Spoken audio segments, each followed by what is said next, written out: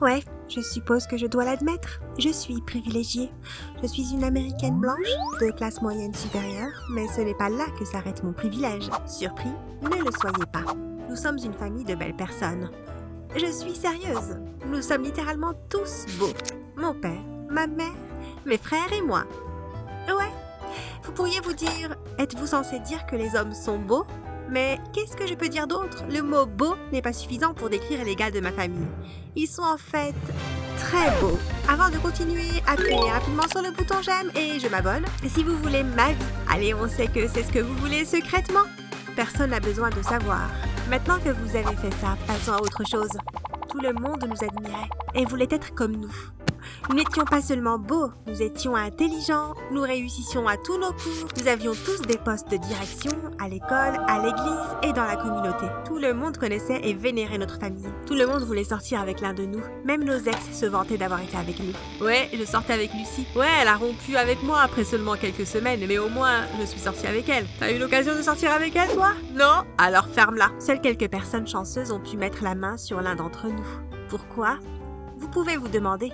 Parce qu'il fallait être extrêmement séduisant pour sortir avec un des Cargill. Nos parents avaient des critères élevés et on ne pouvait pas ramener à la maison quelqu'un qui ne correspondait pas à ces critères. La personne que vous rameniez à la maison, comme petite amie, devait être riche, intelligent, athlétique et surtout aussi beau ou belle, voire plus beau ou belle que les membres de notre famille.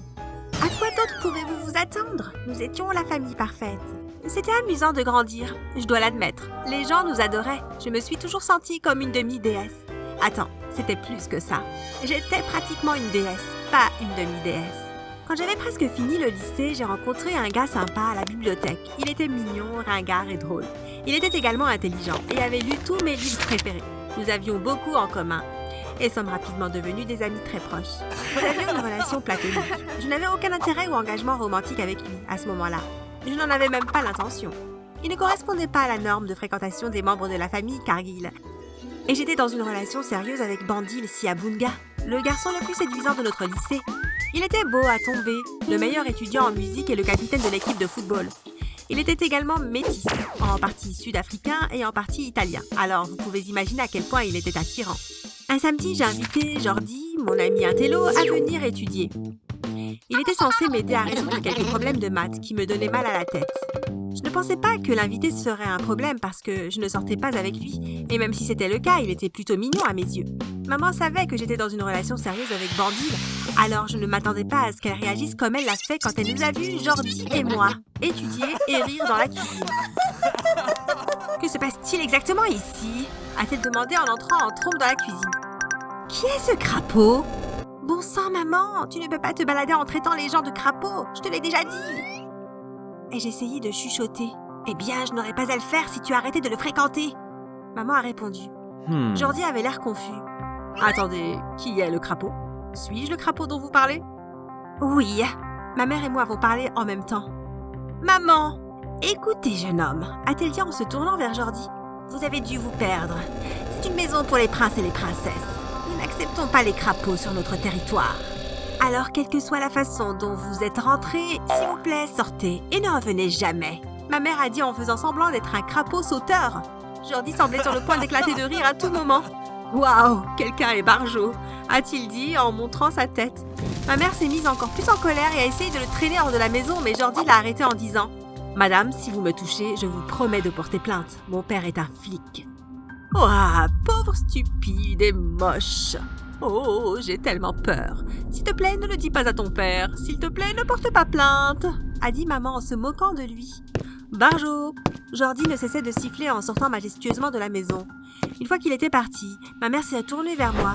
Que ce soit la dernière fois que tu amènes un crapaud dans mon château, Lucie. Oh mon Dieu, maman! Tu es vraiment folle! Ai-je crié en emballant mes livres d'école et en partant dans ma chambre. Je me suis excusée auprès de Jordi et nous avons continué à être amis en secret. Maman n'a jamais su, nous l'avons caché à tout le monde. Jordi est ensuite devenu mon meilleur ami. Après le lycée, j'ai été admis au MIT, tandis que Bandil a obtenu une bourse pour étudier dans une université sportive très éloignée. Notre relation est morte à cause de la longue distance. Au MIT, j'ai rencontré une belle fille. Elle avait les cheveux courts et portait toujours des crop tops et des pantalons larges. Elle avait des tatouages et des piercings, toutes des abominations dans la famille Cargill. Elle était si attirante et très vite, nous avons commencé à sortir ensemble. Au début, je pensais que quelque chose n'allait pas chez moi, alors j'ai continué à aller à l'église et à demander à Dieu de me pardonner d'être sortie avec elle. Avec le temps, j'ai fini par comprendre que c'était parfaitement normal. Mais je ne pouvais toujours pas le dire à mes parents. Ma nouvelle petite amie, Lith, insistait pour rencontrer mes parents. J'avais rencontré les siens et ils étaient si gentils. J'ai dû appeler Jordi pour lui demander conseil. Lucie, j'ai rencontré ta mère et je pense qu'aucune autre personne sur cette planète ne devrait jamais avoir le déplaisir de la rencontrer à nouveau. J'ai rigolé, j'essaye de dire à Lith que ma mère ne nous acceptera pas, mais elle insiste toujours. Je ne sais pas quoi faire. Économise suffisamment d'argent, car une fois que tu auras pris cette décision, tu ne pourras plus revenir en arrière. Tu pourrais être déshéritée. Tu es prête pour ça? N'importe quoi pour Lith. Et je dis en raccrochant. Il m'a quand même fallu une année entière pour trouver le courage de le faire. Pendant ma deuxième année, j'ai invité Lith à notre escapade familiale pour les vacances de Noël. Je savais que ça allait être un Noël fou.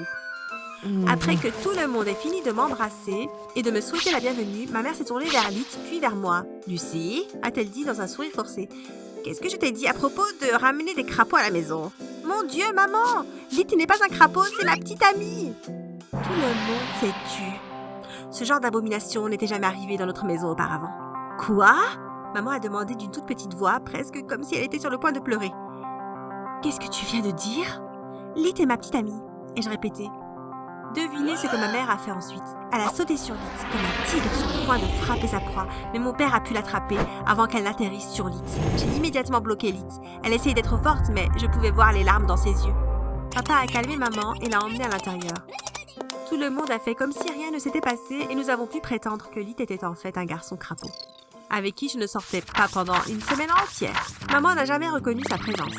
Un jour, je suis allée à l'épicerie et j'ai réussi à oublier mon sac à main, ce qui m'a obligée à rentrer chez moi immédiatement.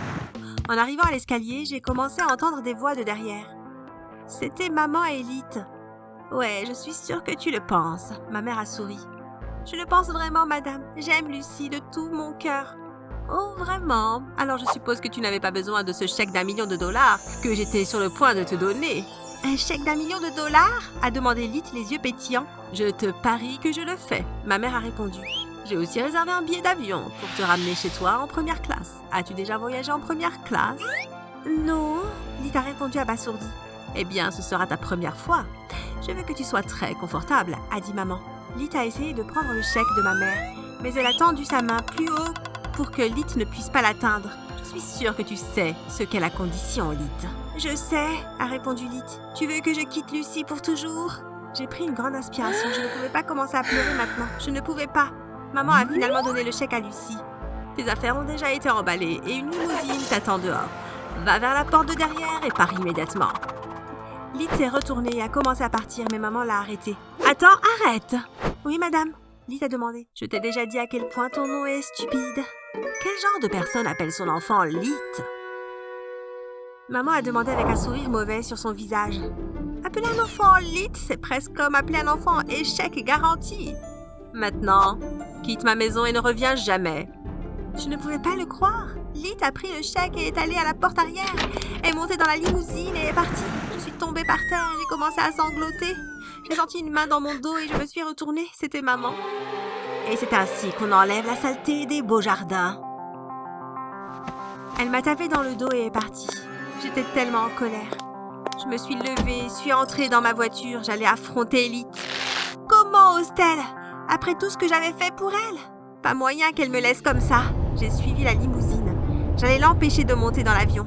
Étonnamment, une fois que la limousine l'a déposée à l'aéroport et est partie, elle est entrée dans un autre taxi et s'est arrêtée à un hôtel. Elle a pris ses bagages et s'est enregistrée. J'étais garée dehors, essayant de trouver le courage de la confronter quand mon téléphone a sonné. C'était Lith. J'ai mis quelques secondes à décrocher le téléphone, mais je l'ai fait. Allô? Hey babe, tu ne vas pas croire ce qui vient de se passer. Que s'est-il passé? J'ai demandé en jouant l'idiote. Elle m'a dit qu'elle était à l'hôtel, mais qu'elle m'expliquerait tout une fois que je l'aurais rencontrée. Elle m'a donné son adresse et je lui ai dit que j'étais en route. Je suis restée dans la voiture un peu plus longtemps avant de sortir, puis je suis allée directement à sa chambre d'hôtel. Lucie, elle a couru et m'a serrée dans ses bras, mais je ne lui ai pas rendu son câlin. Quel est le problème? Je l'ai regardée avec dégoût. Quel est le problème? Eh bien, je vais te dire quel est le problème. Tu es diabolique. Je sais ce que tu as fait, je sais tout. Hein? Lith était confuse. Je sais que tu as pris un chèque d'1 million de dollars à ma mère en échange de me quitter. Comment oses-tu? Sale ingrate. Lee a pris une profonde inspiration. Elle a sorti le chèque. Prends-le et pars. J'étais confuse. Prends-le et pars. Est-ce que je suis partie? Tu n'es pas avec moi en ce moment? Qui t'a appelé pour venir ici, hein? Qui est dans une chambre d'hôtel au lieu d'un avion, hein? Qui t'a donné l'adresse de la chambre d'hôtel? Elle a commencé à pleurer. J'ai réfléchi une seconde et réalisé mon erreur. Je n'avais pas réfléchi. J'avais agi sous le coup de la colère. Oh mon Dieu! Tu n'allais pas me quitter? Oui, imbécile. Je n'arrive pas à croire que tu m'aies dit des choses aussi méchantes. Maintenant, je veux partir. J'ai passé l'heure suivante à m'excuser auprès d'elle. Elle a fini par me pardonner et m'a dit qu'elle n'avait pris l'argent que parce qu'elle pensait que nous pourrions nous enfuir, avec ou au moins partir en vacances coûteuses. Elle n'a jamais eu l'intention de rompre avec moi. Je l'ai prise dans mes bras et nous nous sommes réconciliés. Je rentrais à la maison pour prendre mon passeport et quelques vêtements quand j'ai remarqué que la voiture de maman était garée dans un endroit bizarre. Lorsque maman est sortie de la voiture, j'ai remarqué comment elle était habillée. Tout en noir, une longue robe, des bottes, un foulard, d'énormes lunettes de soleil et un rouge à lèvres noir. On ne pouvait pas dire que c'était elle, mais je pouvais reconnaître la femme qui m'a donné naissance, peu importe ce qu'elle portait. Une autre femme habillée, presque de la même manière, est sortie d'une autre voiture et l'a rejointe. Elles se sont toutes les deux serrées fort pendant un peu trop longtemps. Elles ont parlé pendant très longtemps et ont continué à échanger de longs câlins serrés toutes les quelques minutes. J'ai pris des photos de tout. Enfin, quand il semblait que la discussion était terminée, elles se sont à nouveau serrées très fort dans les bras. Ils se sont embrassés, un sur chaque joue, un sur le nez, le menton et le front. Il se passe quelque chose. Les soupçons ont finalement été confirmés lorsqu'elles en ont partagé un sur les lèvres. Et ça a duré un peu trop longtemps. Alors j'ai pris beaucoup de photos. Elles se sont séparées, sont montées dans leurs voitures respectives et sont parties. J'ai suivi maman à la maison, en m'assurant d'imprimer toutes les photos dès mon arrivée. J'ai invité Elite à dîner. Encaisse le chèque et mets-le sur ton compte. Nous partons toujours en vacances. Quand tu auras fini, fais tes affaires et rentre à la maison. Je t'invite à dîner. T'es sûre de ça? Ta mère sera à la maison? Je suis sûre. Maman était surprise de voir Elite pour le dîner, mais n'a rien dit. Une fois que nous avons eu fini de prier et que nous avons commencé à ouvrir les plats, tout le monde a remarqué qu'il y avait une photo de maman embrassant ou serrant dans ses bras une femme sur le couvercle du plat. Maman a fondu en larmes et a essayé de partir en courant, mais je l'ai arrêtée. Explique-moi ça et pourquoi tu as donné à Elite $1 million pour me quitter? Tout le monde était surpris. Maman a avoué, apparemment, elle avait une petite amie à l'université. La dame avait une courte réunion dans l'autre ville et partait déjà. Alors elle lui disait juste au revoir. Papa connaissait cette femme. Donc si tu avais une petite amie, pourquoi as-tu été si méchante avec Elite? J'ai traversé beaucoup de choses terribles à cause de qui j'aimais et je ne voulais pas que l'un d'entre vous traverse la même chose. Le secret de maman a été révélé, elle a dû devenir gentille avec Elite. Elite et moi, nous sommes mariés plus tard et elle est la meilleure chose qui me soit arrivée à ce jour. Mais tu sais quelle est la meilleure partie de l'histoire? On a pu garder le $1 million. Assurez-vous d'aimer et de vous abonner si vous voulez obtenir $1 million dans votre vie. Au revoir!